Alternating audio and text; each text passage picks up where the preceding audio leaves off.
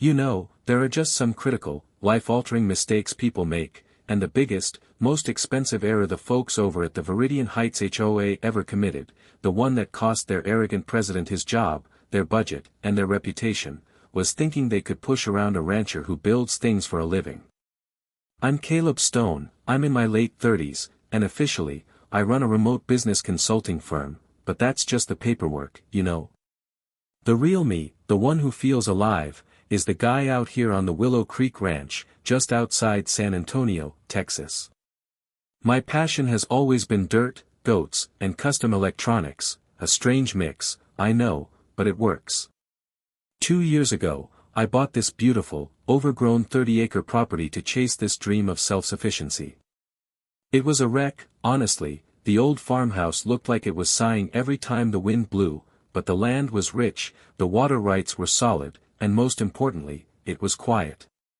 It was far enough away to give me peace, but close enough to civilization to grab a burrito when I needed one. I spent my first year pouring myself into it. I'd been tinkering since I was a kid, always taking electronics apart, making them better, occasionally causing a controlled fire my folks weren't thrilled about, so I automated everything. We're talking about a custom irrigation system that used real-time weather data and soil moisture sensors to optimize every drop of water for my garden.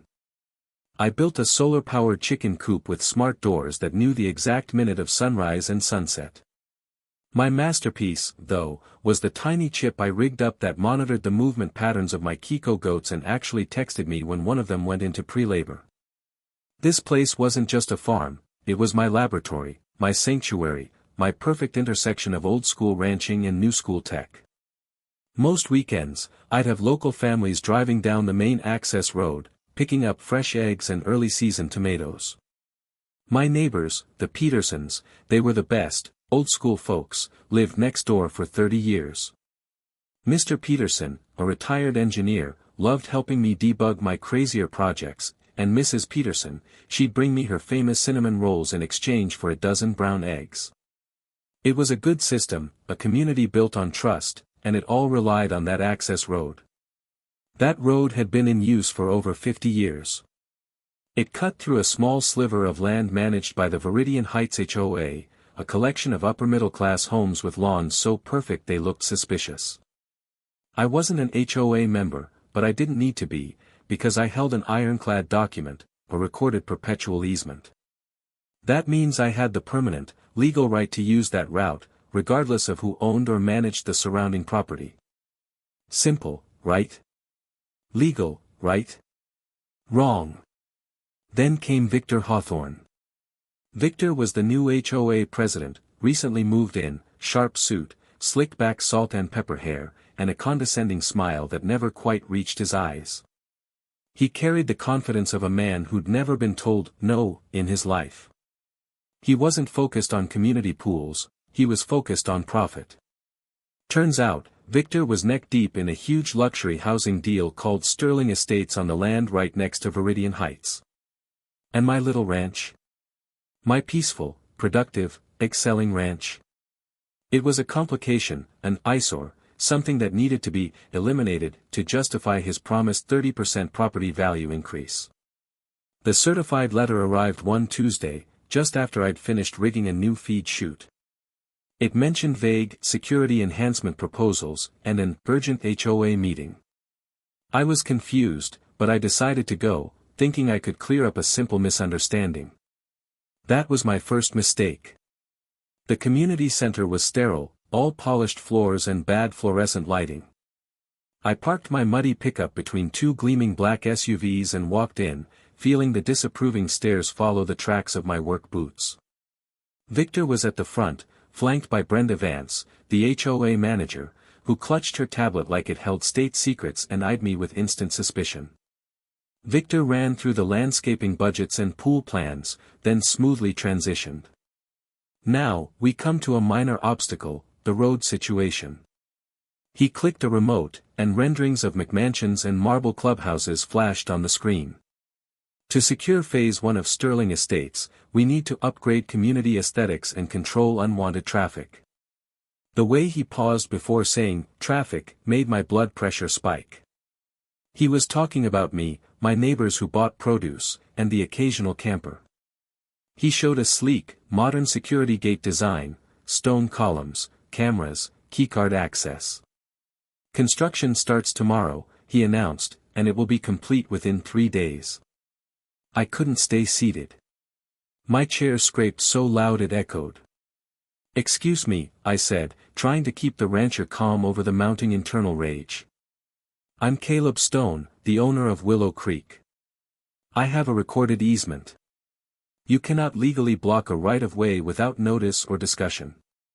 Victor's fake smile never broke, but his eyes turned to ice.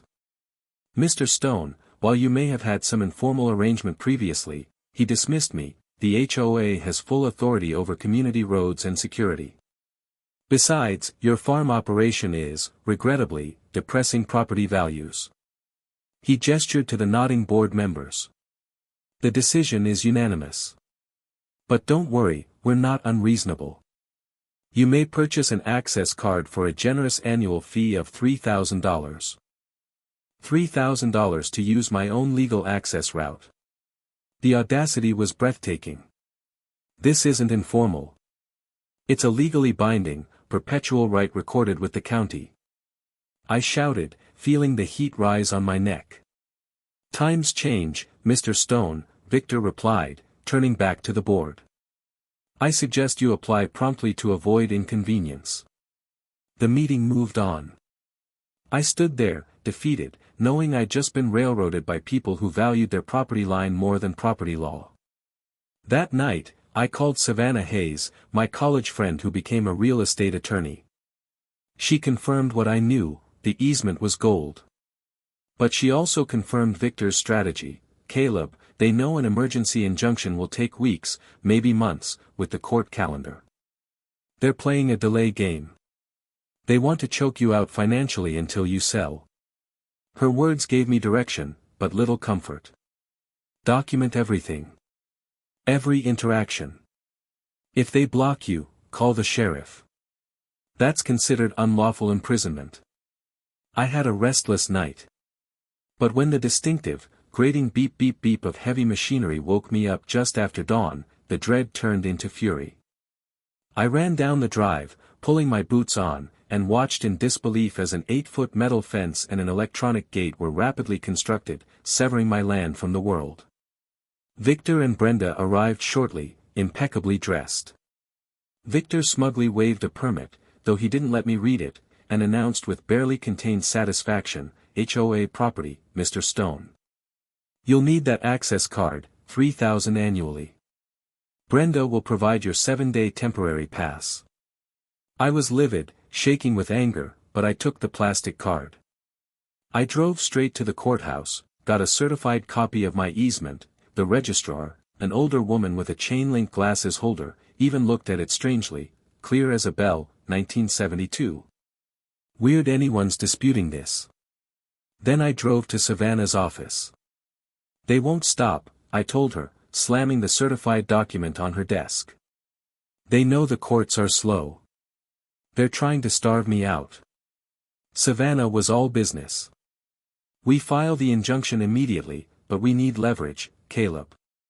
Something that moves faster than the court calendar." I left her office feeling 2 steps behind. As I drove back toward the ranch, passing that imposing gate, I swiped the temporary card.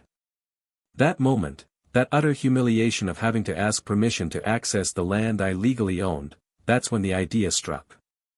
If they wanted to play gatekeeper, if they wanted to turn my easement into a toll road, why the hell couldn't I? I'm a builder. I'm an engineer. And I was tired of being the nice guy. I pulled out the county survey map when I got home, comparing the metal fence line to my property markers. I paced the boundary, GPS in hand, measuring every inch. And there it was. The mistake. The critical, amateur error that Victor Hawthorne, the real estate expert, had missed. The stone column for their electronic gate, and about 3 feet of the high-tech mechanism, was placed over the property line. It was technically, legally, undeniably, on my land. I called Savannah back immediately, barely able to contain my excitement. Savannah, forget the injunction for a minute. They've built an unauthorized structure on my property. Caleb, if you're right, she said, her voice dropping to a serious tone, that changes everything. That's the leverage we needed. Get a contractor, get a physical confirmation. But move carefully. I called my buddy, Leo Reyes, the contractor who'd helped me rebuild the barn, a guy who harbored a truly Texan distrust of suits telling decent folks what they can and can't do. I showed him the maps.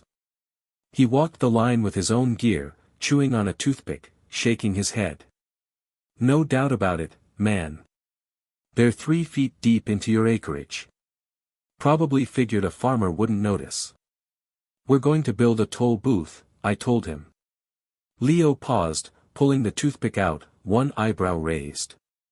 You want to sell eggs? No, Leo. I want to sell access. Victor wants to control the road on his land. I'm going to control the road on mine. We need to move fast. Weekends. When the HOA office is closed. Better to ask forgiveness than permission, right? Now that's a project, Leo grinned. Let's go buy some lumber. Leo and I hit the ground running. We spent that entire weekend working under floodlights, occasionally drawing the curiosity of a passing car, but thankfully, Victor was nowhere to be seen, probably golfing, secure in his temporary victory. We made runs to electronic suppliers, lumberyards, and even a local print shop owner who happily rushed my order after sharing his own HOA horror story. He thought the whole thing was hilarious. We built a structure that was small but incredibly sturdy, a professional-looking toll station, planted firmly on my side of the property line, right up against Victor's fancy stone gate. I installed the guts myself, a custom-programmed controller, a payment terminal accepting everything from cash to Apple Pay, and a barrier arm designed to lift only after payment was confirmed. We rigged it with solar panels and a beefy battery backup. They could cut the power to the county, and my little booth would still be charging tolls. Then, the signs went up. Big, bold, official-looking, Willow Creek Toll Road. Access fee, $20 per crossing or $100 monthly pass. Everything was meticulously documented, photographed, and notarized. The true moment of glory arrived late Sunday afternoon, when the Viridian Heights residents started driving back from their weekend trips. Their cars backed up instantly. They'd swipe their card at Victor's gate, assuming they were home free, and then they'd be faced with my little booth, my barrier arm, and my calm, friendly face. Welcome home, folks, I'd say, pointing to the professionally mounted property survey on the booth. The road crosses my property right here. Since the HOA decided to charge me for crossing their land, I'm simply exercising the same right on mine. Cash or card? Some residents were instantly furious, yelling about the injustice. Others, like the Petersons, just smiled wryly and paid. But most paid because they had to, they were tired, they had kids in the back seat, and they wanted their perfect, manicured lawns. A few tried to argue or threaten to call the police, but I simply maintained my calm, polite smile. Feel free to call them, ma'am. I'm standing on my own legally confirmed property. I've already spoken with law enforcement. Word spread like wildfire. By 4 p.m., the whole neighborhood was buzzing. I knew it was only a matter of time before Victor himself showed up. And then, he arrived. I watched Brenda Vance discover the booth first, her face twisting into a silent scream as she slammed on her brakes. She immediately pulled over, grabbed her phone, and started furiously dialing. 30 minutes later, Victor Hawthorne's black SUV came flying down the road. He slammed the door, his face a terrifying shade of crimson. He stormed up to the booth, his expensive leather shoes kicking up dust. What in God's name do you think you're doing, Stone? This is illegal. You're obstructing commerce. You can't block a public road, he shouted, drawing a small audience of residents who had parked to watch the show. I leaned out, calm as Sunday morning, which seemed to enrage him more than any shouting would have. It's not a public road, Victor. You established that when you put up your gate. And according to this certified survey, this portion is my land. I'm simply controlling access to my property, just like the HOA is. He pulled out his phone, calling the dispatcher with dramatic flair, pacing back and forth, describing an illegal blockade. About 15 minutes later, Officer Morales arrived, a middle-aged cop I'd met before during a stray goat incident. Officer Morales was all business. He listened to Victor's indignant tirade, then listened to my calm explanation, and finally, he carefully reviewed my property survey and easement papers. After what felt like an eternity, he turned to Victor, his expression professional but firm. "Sir, this appears to be a civil property line dispute, not criminal.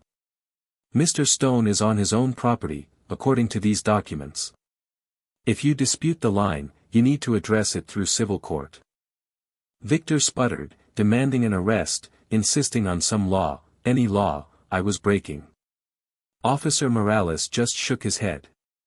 "Consult your attorney, Mr. Hawthorne." As the patrol car drove away, Victor stood there, defeated and red-faced, looking utterly pathetic. But I knew this was just the beginning. The next few days were a blur of legal maneuvers. Victor hired a high-powered, expensive attorney, William Tate, who sent me a threatening cease and desist letter claiming everything from easement misinterpretation to public nuisance. I forwarded it all to Savannah, who dismissed it as legal intimidation. Meanwhile, the money kept pouring in, thousands of dollars in the first week, and the HOA residents, tired of paying twice, started asking tough questions about Victor's competence. Then came the vandalism. At 2 a.m, my motion sensors triggered. My custom system immediately started recording and uploaded the footage to the cloud, before the cameras themselves were smashed. I watched the crystal-clear feed, Victor, Brenda, and William Tate, the expensive attorney, attempting to dismantle my barrier arm and spray-painting my payment terminal. They thought they were being stealthy, they didn't realize I had backup cameras hidden in the landscape lighting. I didn't call the police immediately. I called Leo. We rebuilt the booth stronger, reinforcing the barrier arm with steel, adding a new internal alarm system. And I added one more sign, right next to the original, special vandalism fee, Victor Hawthorne only, $1,000 per crossing. Then I released the vandalism video, not just to the police, but to the community chat and social media. The fallout was nuclear. The HOA board called an emergency session where residents, led by a local firebrand named Dana Jennings, were screaming at Victor. "You've exposed us all to criminal liability," someone yelled. "What were you thinking, vandalizing property on camera?" During this chaos, Savannah and I played the final hand. My research had confirmed everything. Victor had a personal financial stake in Sterling Estates, he'd intentionally concealed my easement from the HOA board, and Savannah even dug up the falsified building permit that intentionally misstated the gate's location. I sent him one last formal invitation to a peace negotiation at Savannah's office. He showed up, late and overly confident, with William Tate in tow. Victor, arrogant to the end, rejected my reasonable offer, removed the gate, confirmed the easement, and I dropped the toll and the charges. He actually leaned across the table and boasted, "You don't understand your position, Stone. We have unlimited resources. We will bury you in paperwork until you're bankrupt. The only question is whether you profit by selling now, or lose everything fighting it." He didn't know that under Texas law, with Savannah as a witness, our entire conversation was being legally recorded. The next day, I released the final package, the vandalism video, the leaked financial emails, the falsified permits, and that beautiful, damning audio recording of Victor's boasts. I sent it to every HOA member, every local news outlet, and the San Antonio Sentinel. The reaction was instantaneous. Within a week, Victor Hawthorne was fired, facing a civil suit from me and an investigation into criminal property damage. William Tate quietly withdrew, realizing his actions were now public record. The Sterling Estates project collapsed, the negative publicity chasing the developers away. The new HOA board, led by Dana Jennings, moved immediately to a settlement. They voted unanimously to remove the gate, formally recognize my easement, pay for the toll booth damages, and cover my legal fees. I used the over $15,000 I collected from the tolls to establish the Texas Land Rights Defense Fund, helping other folks fight HOA bullies. The irony was sweet. Victor's attempt to extort me had funded a movement to stop men like him. Today, the gate is gone. I hosted a huge barbecue party for the Viridian Heights community. Victor wasn't invited, naturally, and I announced my plans to turn Willow Creek into a community agricultural education center. The Petersons were the first to volunteer, teaching kids electronics and gardening. The fence that was meant to isolate me has been replaced by open gates that welcome everyone. Where the HOA gate stood, I installed a small memorial, wildflowers, a wooden bench, and a tiny, almost secret sign that only the residents really understand. It reads, "Never pick a fight with a rancher who knows how to build things." It taught me that when you're right, you document everything, you find the legal loophole, and you use innovation to level the playing field against bureaucratic bullying. Sometimes, the little guy with a stubborn streak can absolutely crush those who mistake money for rightness and power for authority. So, I've got to ask you, knowing all the facts, do you think Victor Hawthorne deserved that humiliation? Was it ethically right for Caleb to charge his neighbors $20, or was that the only language Victor understood? Drop a comment below and let me know your take on who was truly right in the Viridian toll war.